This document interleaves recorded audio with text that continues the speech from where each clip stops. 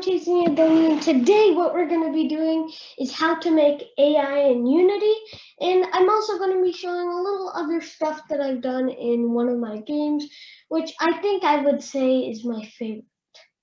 Let's get into it. Okay, so the first thing that I want to do is dive straight into AStar, which is the asset that I'm going to be using to create this type of AI. So first, I already have a browser open, which already has this tab, and this already has all of this is where we can download the asset. So I'm pretty sure I should have this in the description. So link in the description, I guess. And I'm just going to click download and download version. So in this case, then after I do that, I would just open my files and drag and drop this straight into Unity. But I already have this AStar in my project, so I guess, well, we already cleared that out of the way. So the next part of this is what I actually use to create this AI. This is one of my most simplest things. So immediately we have a ton of scripts. One of them, which is very important for this, is AI destination setter. This basically tells us where we're actually trying to go. So in that case, that is our player right here, which is cube 45, and it is set to target cube 45 in the script. So right there. And we have our seeker, which is basically what allows it to see anything. It's a must. You can't. You can basically do nothing in the AStar script without a seeker, so that's really important. And for me, there's other scripts that we could use, but I'm using the AI path script because that's what I need the most right now. And radius 0.5. I don't really think this area matters too much. And can search, yes, because if I do not have can search, then that means it can't even look for where the object is, and it'll just sit there. And then repath rate is how likely it is to change its path and change its course to the object, which is 0.5, I'm pretty sure, which is default. So I enabled movement, and I'm just going to zoom in on this. Hold on, open this magnifier. And I'm just going to go back here. So to show it better, I'm just going to zoom in around somewhere here, and I think, yeah, this is a really good area to zoom in on. And we have the shape, the search, and the max speed, which is 15. And we set it so that it can move. Acceleration, I don't really use custom.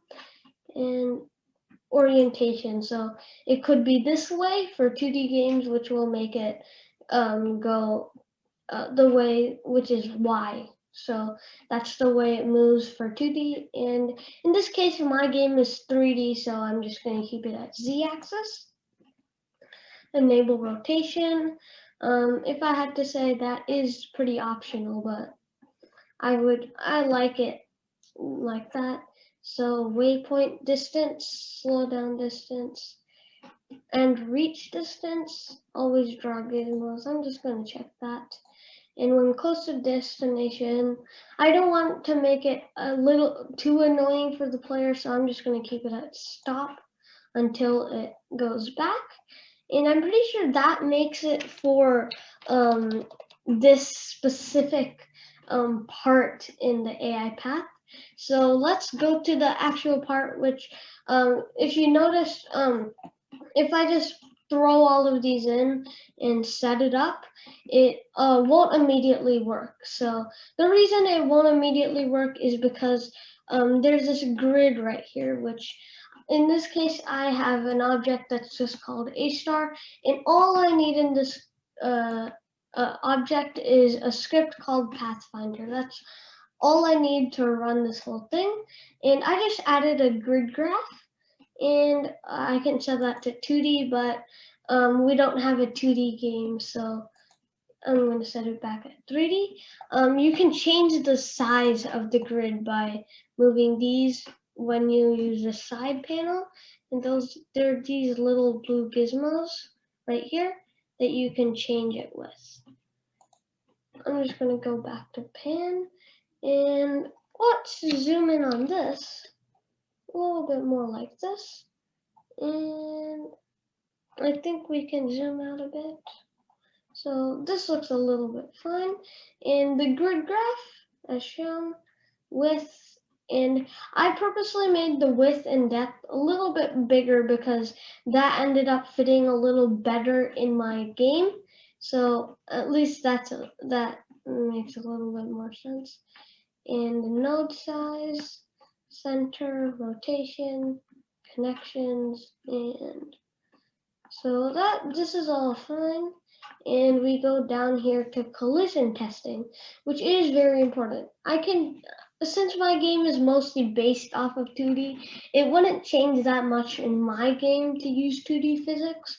But in many other games, like ones which, like the car racers one that I've developed, that will obviously not fare that well if I click this 2D physics button right here. And collider type, capsule is fine. We can also set that to sphere. We can only, and if we enable this, it will only allow us to enable circle and point. So that's also something that is good to note. And this obstacle layer mask right here is one of the most important things in the place, because this AI-driven object right here is the most important part of it. Is so the most important part of this is that what it does is when it uses its player, it would need to be able to dodge the objects, because that's how this us as a player would be able to dodge them so that we can move on. But the red cube right here wouldn't really know anything about that. So with this obstacle layer mask, so right here, AStar, I set the obstacle layer mask to obstacle, and we can set this to nothing, but then it wouldn't notice any of the obstacles, which is not a good thing. So I set this to obstacle, so that means that it should avoid anything which has a layer called obstacle. So to show that, I'm gonna go here. So there's some things that it won't avoid, like this. It does not have a layer right here. It does not have a layer that is called obstacle, and I purposely set that because this is also the reason on why it will touch this and completely ignore that it's an object there, but it will still be affected by its collider. So it will completely ignore it. But these other objects right here, so this one has a layer called obstacle, which because it has a layer called obstacle, it will avoid it at all costs. So it won't try hitting it, and it'll form a path around all of those objects, which is what we want. And this doesn't have an obstacle layer mask. And now down here, height testing, I'm pretty sure this is fine. And that's all I have for my pathfinding grid. And we can also go right here to scan. We can share the graphs or not, but then we can click scan, which will immediately show me what's actually working and if it's actually doing this. So this is basically a debugging for scripts, And as shown here, the red is stuff that it cannot walk on, and the blue is everywhere it is allowed to walk on. And it can also not go anywhere farther than the grid, so it cannot. So yeah, whatever it does, it will not go past the grid because that's impossible for it to do so. And right here, the blue is good for it where it can walk on. So it would trace everywhere that's on the blue to get to this.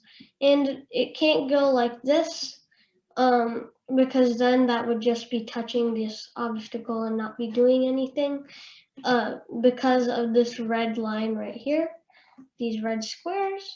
So I'm pretty sure that that worked out well. And I also have a few other pieces of AI here. So this one I'm calling a bit, and I have this tag. So you can also tell me if you want me to show you how I actually made this, because it took me a lot of time to make this type of game, and these are stuff that are for the actual aim of the game, and these are the AI. So it's the same exact AI as the other one, except by going down here, I set the radius to 1, which makes this little square thing right here. And I'm pretty sure that what I just did by doing that is, I'm pretty sure it could be a glitch, but what I did is now it only starts following the player if they touch the object, which I think is pretty interesting. So now I just want to show another thing which is important, and I'm pretty sure I may have missed in here. So right here, the speed, which currently having at 15 is pretty challenging, and what I want to do right now is I can set it to any speed I want, but if I go right here, it is pretty hard to do so. And right here, this is the actual aim of the game. You need to go around, avoid this red cube, touch every single one of these bits, drop them off at this, and once all of them are dropped off, it'll open the gates for this door right here. In this place, which is the ending, it'll allow you to just move straight in and get there. I'm pretty sure that I've shown you how I do this, and let's dive straight into it. So this is the game right now, and I'm currently moving, and this AI right here is currently working as expected, and it's not touching any of the objects, and so I'm pretty sure it's doing a better job at navigating the place than I am. So I'm just gonna touch this, and it's immediately triggered the AI. Now I'm pretty stuck, but yeah, I got out. So now I'm just gonna make my way to the others, or I'm just gonna drop this one out, and it opened a bit of the door. And then I'm gonna move to the second one, and this one I'm gonna go, and this one's pretty hard to see. Okay, and then the second and the third and final one, which I need to get in order to finish and actually win the game. I'm stuck again. Okay. Why can't I hit this? No. So all I need to do is touch this object, and it will start following me. Okay, and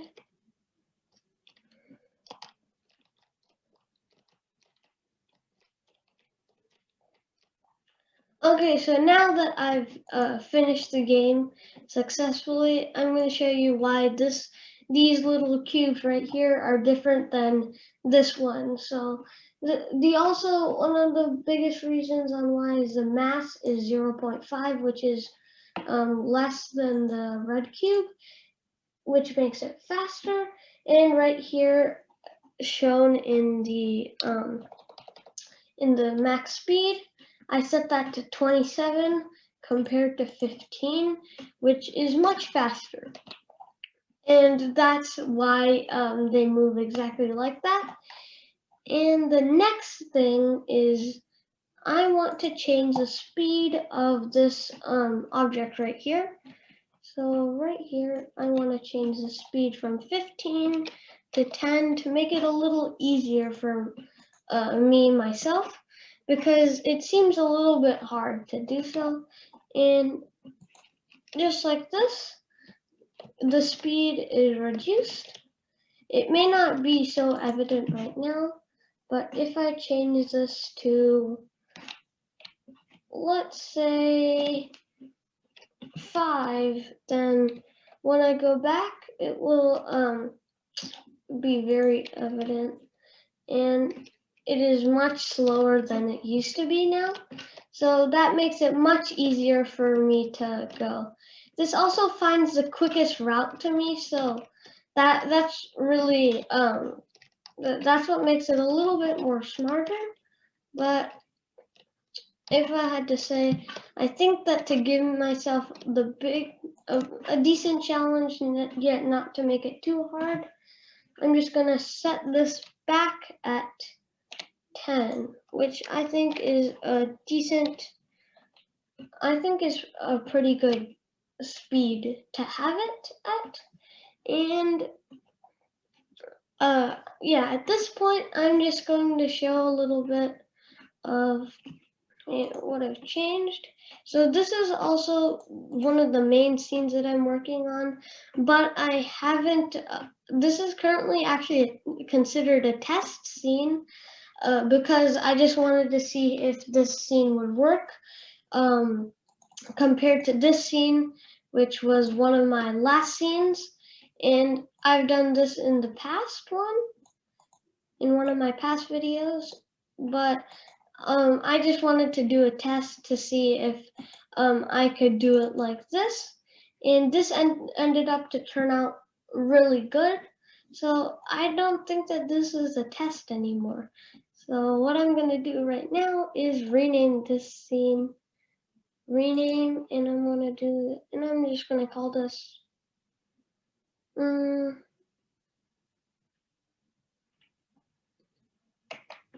okay, now I don't know. Level 1, I guess. Level 1. Okay. I'm just gonna click reload. But if you haven't saved that yet, clicking reload will make you lose all of your progress. So make sure that you save, or you can just click ignore so that you won't have to save it. And I guess that is pretty much it. So yeah. Tell me if, yeah, please comment and subscribe, and tell me anything you'd recommend me on doing next, or tell me any features that I could add to this game itself, which maybe could make it much better than it is right now. So, bye.